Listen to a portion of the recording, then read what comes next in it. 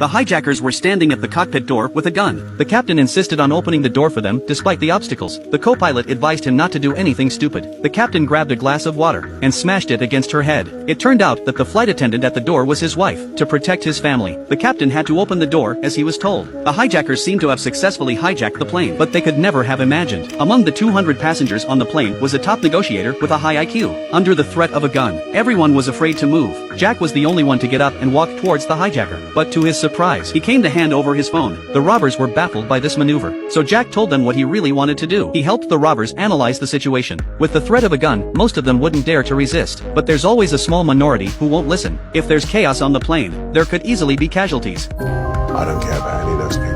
I just want to get home to my family.